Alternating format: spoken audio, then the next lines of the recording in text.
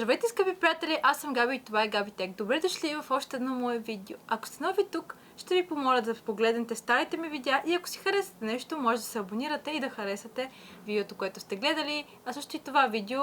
Просто е така, защото сме позитивни. В днешното видео започваме така чаканите телефонни ревюта с един представител, от който наистина много от вас са заинтересовани. И това е Samsung A52. Един дълго чакан телефон, наследник на една изключително успешна серия.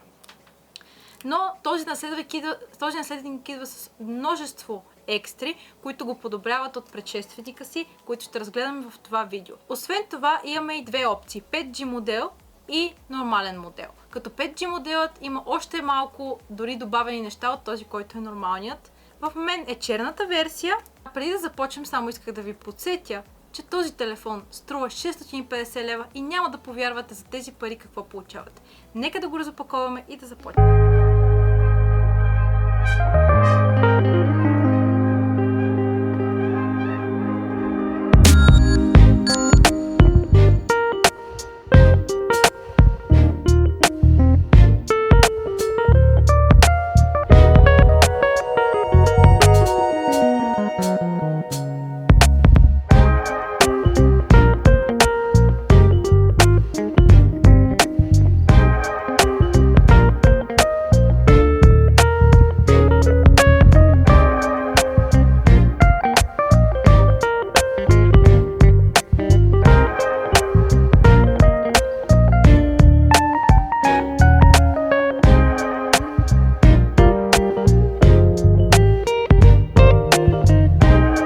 Запаковахме, е време да разгледаме по-обстойно дизайна, а той е, мога да кажа, че нещо специално. Бляскава рамка, поликарбонатен корпус, като тук може би разликата е, че Samsung за пръв път не се опитват да скрият това, че гърбът им е пластмасов, а дори приветстват пластмасовият дизайн. Много хора това ще ги откаже от този телефон, защото никой не обича пластмаса. Но има един голям плюс, поне за мен, той е доста лекичък. В сравнение с моят телефон, който е iPhone 12 Pro, този телефон е доста по-лек, което си е плюс. Пък и ще преглътна пластмасовия дизайн в замяна на всички екстри, които той ни предлага и сега ще разгледаме. Иначе ето тук имаме мястото за камерата, 4 обектива. Това, че всичките им пръстови отпечатъци се събират така ужасно по гърба е доста дразнещо, особено на черният модел, защото това значи, че ще го чистя като ненормално по 15 пъти на ден. Но въпреки този недостатък, всичко останало не мога да се оплача. А сега да разгледаме и другото. Следващият компонент, който е наистина голям скок и подобрение от предишния модел, това е дисплеят. За него наистина има какво да се каже. Разглеждайки го само визуално, виждаме кръгчето, където се намира 32 мегапикселовата предна камера. Вече сме свикнали на високи мегапиксели, дори в средния клас, така че това не е нещо, което ни изненадва. Забелязваме невидимите рамки, буквално дисплеят от всякъде си покрива телефона, освен може би леко отдолу. Върху него в долната част се намира и скенер за пръстови отпечатъци, малко необичайно място или трудно за свикване, защото на повечето телефони се пада някакси по-нагоре в средата или отзад, докато тук е на дисплея съвсем в дъното. Но той е доста точен и както виждате много бързо реагира. Ето.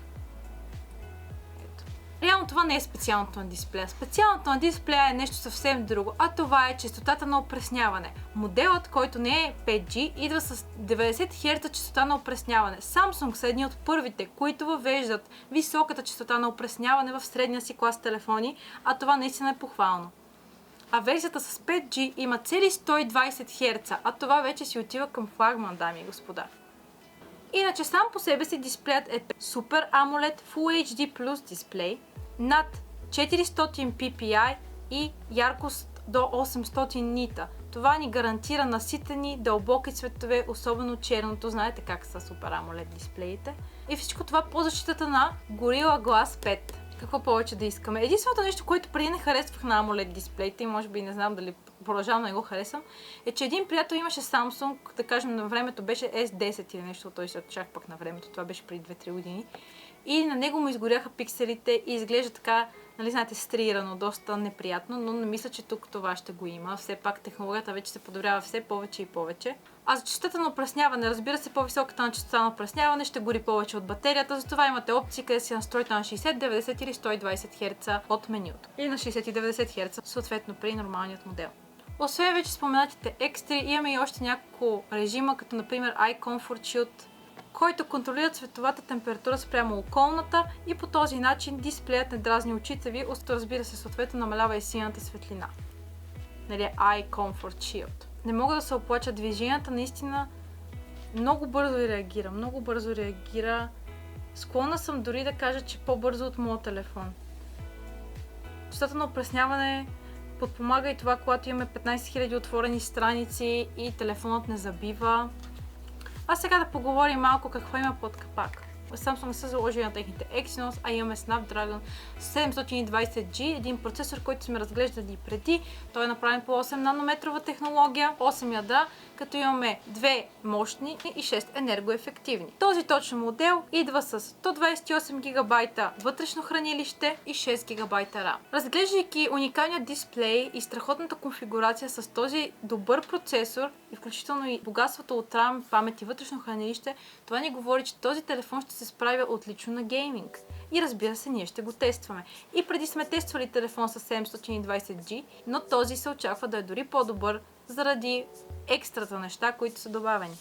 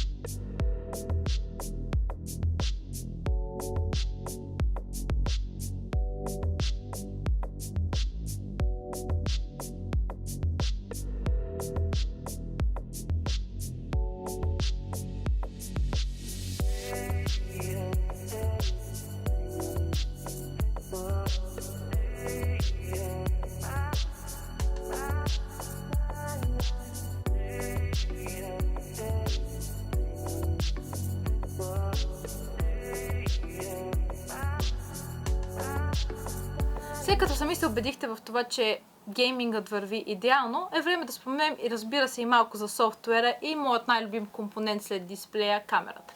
Но софтуера. Имаме Android 11 с One UI 3.1 с интерфейсът на Samsung. Телефонът гладко стартира приложения, бързо ги затваря и работи отлично. А освен това имаме голямо обещание от Samsung, че този телефон е и така нареченият Future Proof, защото са му обещани до 3 големи апдейта, което значи, че в следващите 4 години, ако си го закупите сега, няма да има нужда да го смеяте, ако работи по същия перфектен и точен начин. Последното нещо, което ще разгледаме преди камерата, това са звукът и батерията. Тук имаме стерео високоговорители, като имаме 2 долу и 1 в слушалката. Уникално, имаме и стерео звука, сме само в средният клас. Разбира се, Samsung така мило са запазили добрия стар 3,5 мм аудиожак, за да може да си включите слушалки. Ето това наистина е много сладко, когато някой телефон си е запазил аудиожака, защото реално всеки човек има един чифт слушалки, който да използва, ако няма фенси безжични слушалки. За батерията, зареждането става чрез USB Type-C, позволява зареждане до 25 вата, капацитета на батерията е 4500 мАч, което позволява до 2 дни нормална употреба, страхотно, не като да го зареждаш всеки ден като моя. Самото зарядно е 15 вата. Разбира се, не позволява безжично зареждане, защото това нещо е лукс, който ни е присъщ за по-високи клас телефони. След като обобщихме батерия, звук и софтуер, е време да преминем на моето най-любимо нещо, или второто ми най-любимо нещо след бързия дисплей, и това е камерата. Тук имаме 4 обектива, които ще пробваме и в края на видеото. Както винаги във всяко телефонно ревю правя, ще ви сложа снимки и видеа. Позволява до 4K снимане на видео, като тук имаме нещо ново и това е оптична стабилизация в HD резолюция. В 4K няма, но хайде ще го преживеем. Тоест имаме оптична стабилизация, така чаканата оптична стабилизация в HD резолюция при средния клас от Samsung. Основният сензор е 64 мегапиксела, ултраширокоъгълната е 12 мегапиксела до 123 градуса и една 5 мегапиксела макрокамера за 3 до 5 см фокусно разстояние, която няма да ви дава най-яките снимки, но ще е окей. Съвсем нормален сензор за ценовият клас, като изключим някои екстра добавени неща по софтуера, които ще видите в самите снимки.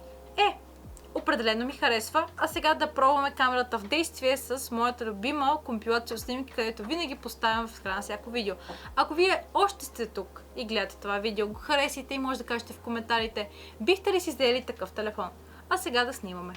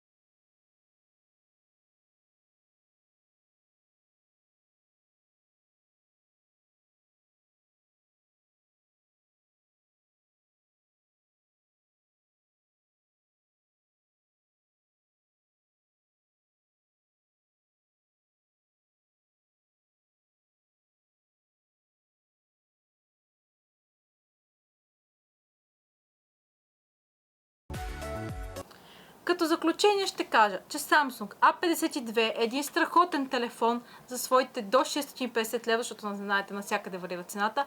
Разбира се, линкче в описанието, къде да си го закупите. Страхотен дисплей.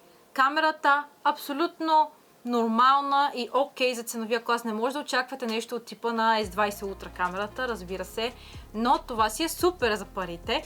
Корпусът като минус поликарбонатен или пластмасов, но въпреки това пръстови отпечатъци, лицево разпознаване, всичко си е на място, включително и обещанието от Samsung за 3-4 големи апдейта, което значи, че този телефон наистина ще е future-proof и няма нужда да си смените телефона на всяка година, както те ви карат принципно да правите. Страхотен Samsung A52. В сравнение с предишният модел, този наистина го превъзхожда и бих ви казала да заложите на него.